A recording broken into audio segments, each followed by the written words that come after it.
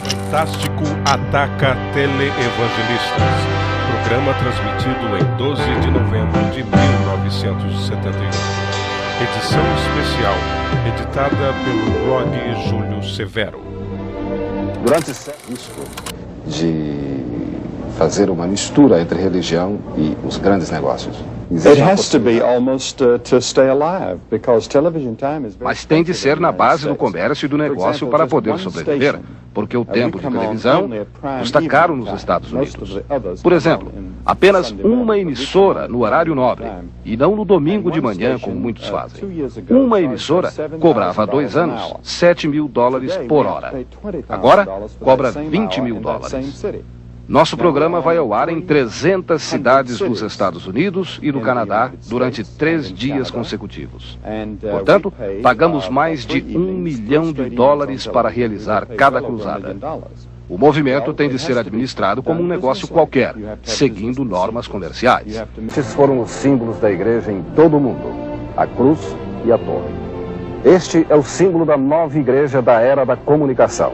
A igreja eletrônica de Billy Graham, de Pat Robertson, de Greg Thombard. A igreja da televisão, da comunicação via satélite, que atinge milhões de pessoas em todo o mundo. Mas esta igreja eletrônica da comunicação de massa começa a ser combatida por aqueles que acham que a igreja tradicional está ameaçada pelos milhões de dólares que estão sendo canalizados para a igreja eletrônica. É mais fácil ficar em casa e ver seu evangelista preferido pela televisão.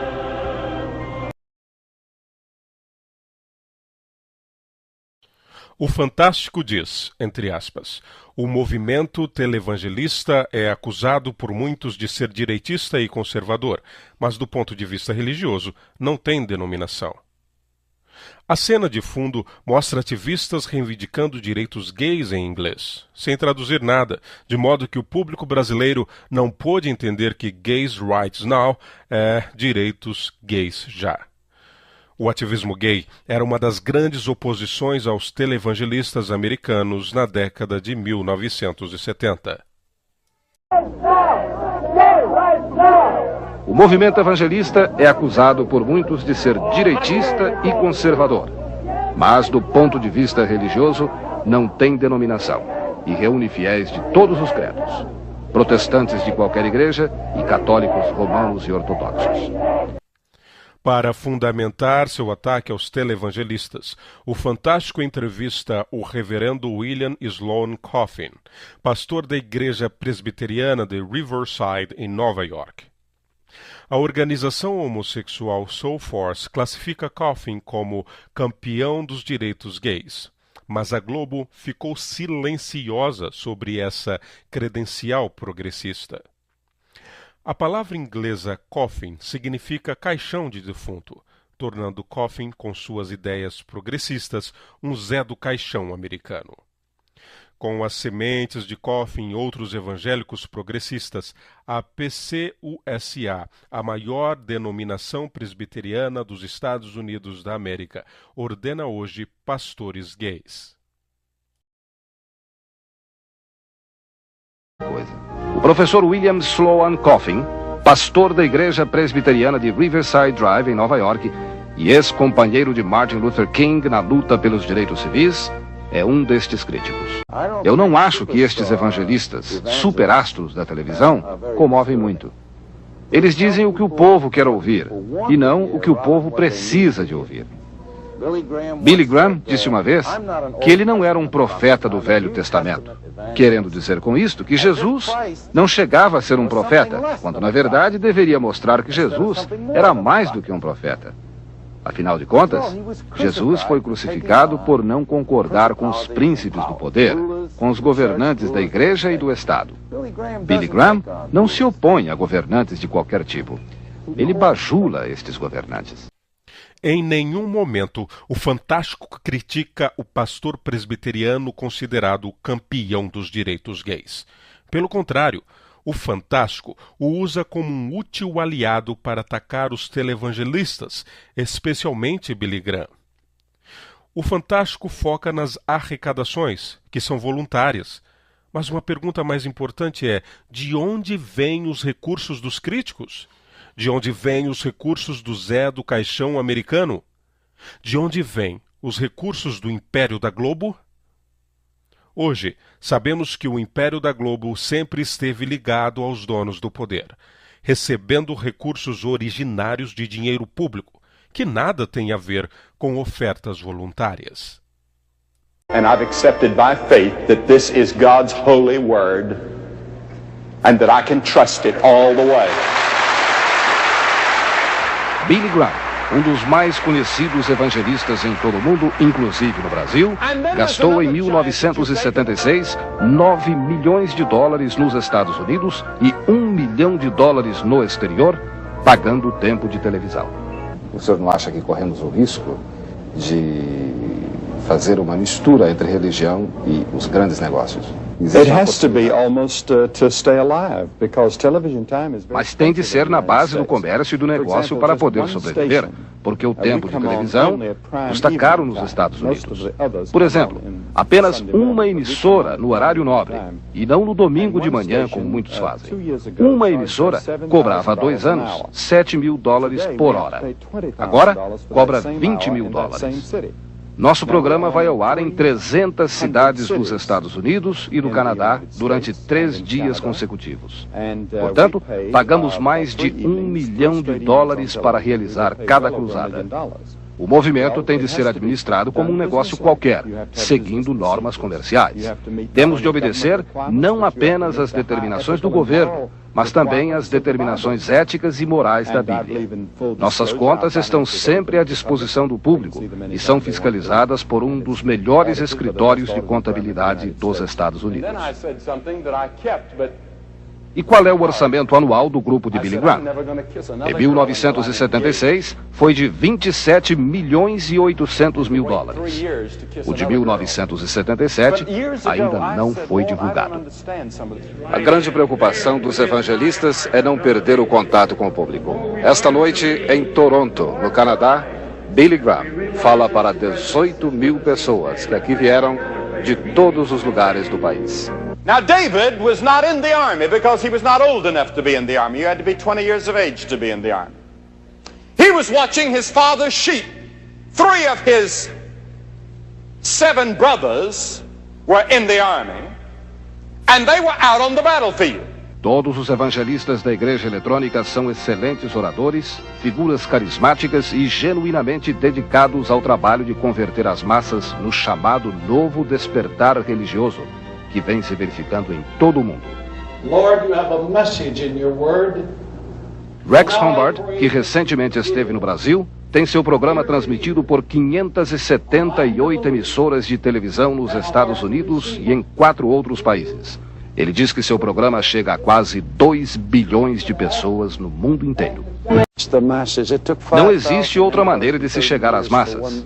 Foram necessários 5.830 anos para que a Terra tivesse 1 bilhão de habitantes.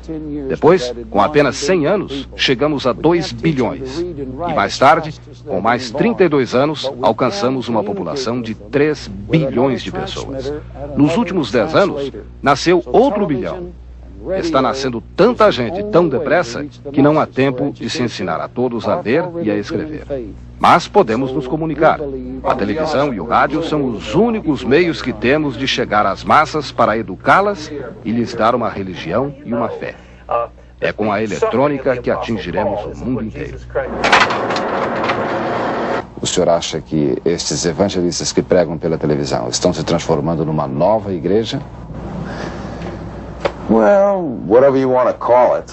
I mean, I'd have to say a church. Você pode chamar isto de uma nova igreja, se quiser, mas eu devo dizer que talvez esta igreja não tenha em seu interior o nosso Cristo e Salvador.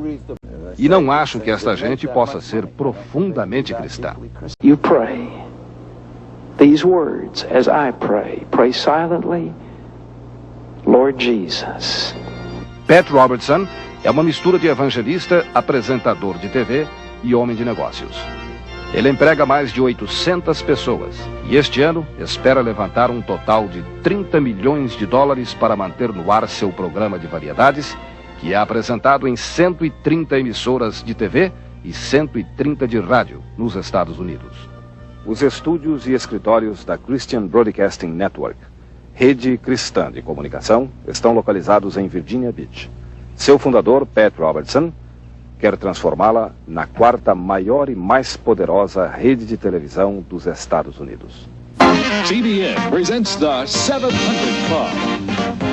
Gente do país inteiro, especialmente quem faz parte do movimento evangelista, vem a Virginia Beach assistir ao vivo o programa do Clube 700, hoje sendo apresentado em inúmeros países, inclusive no Brasil. Alguns dos seus críticos dizem que é difícil falar ao coração e ao bolso das pessoas ao mesmo tempo. O programa religioso que fazemos fala muito pouco de dinheiro. O que mostramos em outros países nem toca no assunto. Nós gastamos 7 milhões de dólares só para colocar este programa na televisão. Temos grupos de conselheiros em várias cidades do mundo e, às vezes, pedimos às pessoas que elogiam o nosso trabalho que nos ajudem financeiramente. O pastor presbiteriano finaliza seu ataque dizendo que os televangelistas fazem sucesso porque as igrejas tradicionais são frias e não têm atividades para transformar suas comunidades. Essas atividades são, como exemplifica o testemunho pessoal de Coffin, envolvimento em projetos esquerdistas radicais, inclusive apoio à agenda gay. Ele se gaba de que, por estarem muito envolvidos com tais projetos, os membros de sua própria igreja não assistem aos televangelistas. Ele diz que eles riem dos televangelistas. O pastor William Sloan Coffin critica os evangelistas da televisão, mas ataca também a igreja tradicional, da qual ele mesmo é parte, como responsável pelas conquistas da igreja eletrônica. O senhor acha que a igreja tradicional pode ser atingida financeiramente por esta nova maneira de se pregar? Sure, I guess so, but that's nothing to... Acho que sim, mas não estou preocupado com isso. Sei, entretanto, que muita gente boa se preocupa. A igreja eletrônica da TV é, na realidade, uma crítica à falta de atração e à lentidão das igrejas protestantes e católicas. Elas são muito paradas. Sua atmosfera é tão fria que a gente pode até patinar no gelo dentro das igrejas. E esta crítica é muito importante para nós. Aqueles que normalmente vão à igreja e querem mudar sua comunidade trabalhando com dedicação, não têm de seguir a igreja eletrônica. Os meus paroquianos, por exemplo, não veem estes evangelistas da televisão. Eles riem deles. Os evangélicos progressistas riem e zombam dos evangélicos conservadores. O Império da Globo faz a mesma coisa há décadas. O único tipo de evangélico que a Globo trata com respeito e consideração é o evangélico progressista, porque, no final das contas, pastores como Coffin têm os mesmos sentimentos ideológicos da elite esquerdista. Daí, não se pode dizer que essa elite é contra os evangélicos. É apenas contra os evangélicos conservadores. E na guerra cultural, elite esquerdista e evangélico progressista se unem para atacar o inimigo em comum.